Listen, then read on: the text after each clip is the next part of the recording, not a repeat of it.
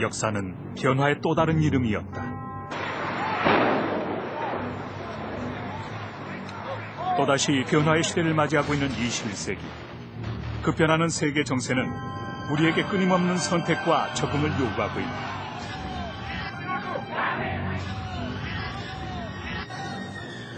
변화를 이끌어갈 것인가? 변화에 굴복할 것인가? 역사는 항상 변화를 거부하고 빛나는 과거에 매달리는 자에게 미래란 없다는 것을 보여주었다. 따라서 변화와 적응은 생존의 문제다.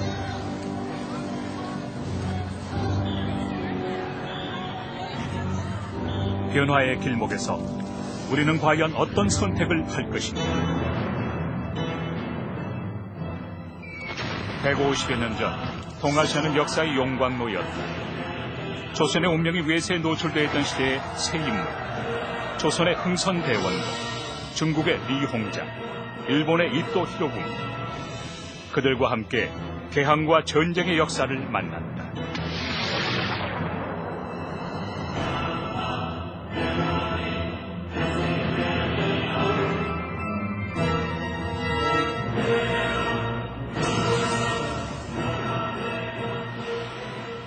동아시아로 몰려드는 서양.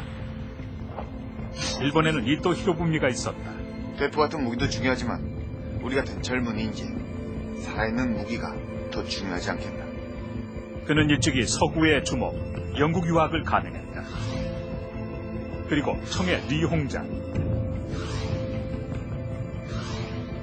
그 역시 서양 열강의 위력을 실감하고 있었다.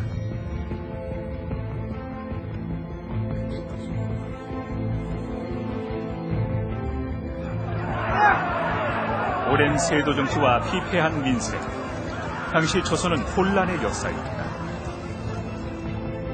바로 그때 등장한 대원군. 그는 쇄국을 선택했다. 양이와 싸우지 않고 화친을 주장하는 자들은 나라를 팔아먹는 자이니라. 팽팽하던 청과 일본. 그들이 서서히 조선을 조여오고 있었다. 한반도에 전운이 감돌기 시작했던 것이다.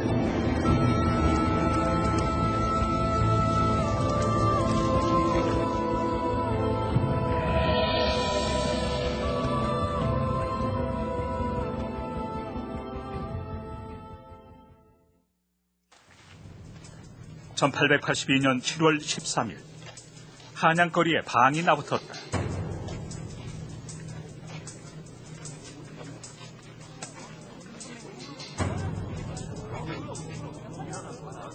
내용은 놀라운 것이었다.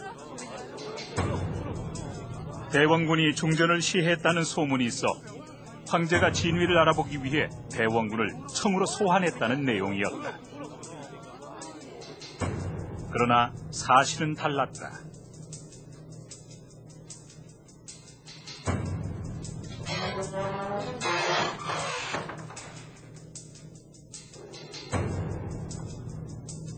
이모군란을 빌미로 한양에 진군한 청군. 대원군이 그들을 만나기 위해 남별영을 찾았다.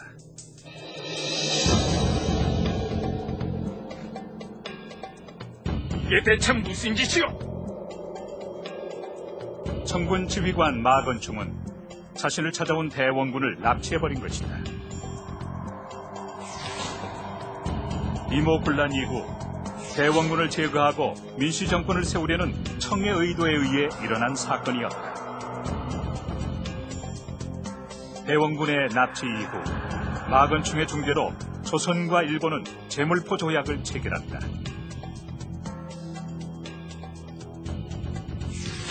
일본의 주둔을 허락한 것이다.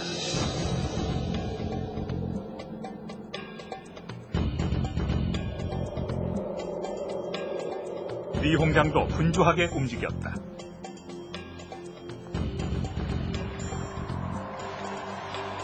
(1882년 10월) 조중상민 무역장정을 체결.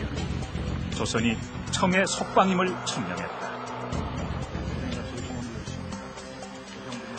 열강들이 항의했으나 듣지 않았다. 오히려 독일인 파울 멜렌도르프를 조선의 재정 고문에 임명, 조선에 대한 영향력 확대를 꾀했다.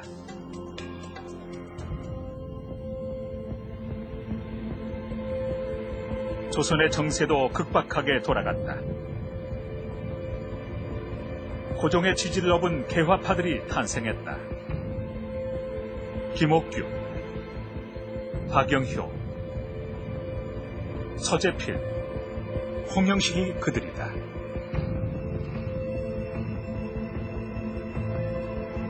곧이어 미국으로 보빙사를 파견하는 등 고종의 개방개혁 정책이 시작되고 있었다.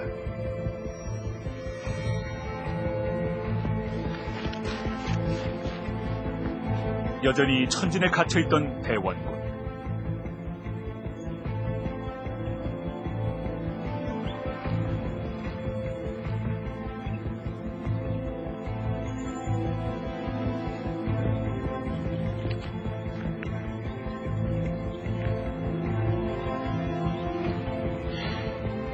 그는 속수무책이었다.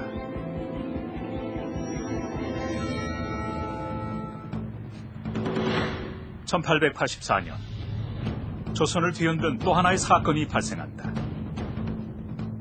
우정국 낙성식 날 김옥균 등이 일으킨 사건.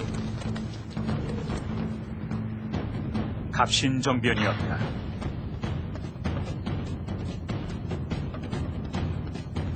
김옥균, 박영효 등 친일파들이 일으킨 정변.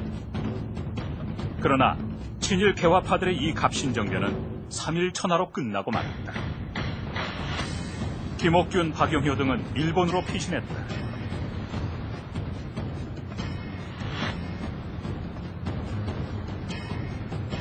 그 백기를 거슬러 다음해인 1885년 국내부 대신 니토가 천진으로 가는 배 위에 있었다.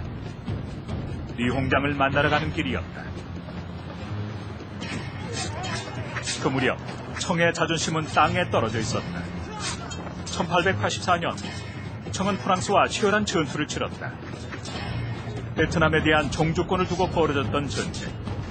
청은 예상과 달리 프랑스에 완패하고 말았다.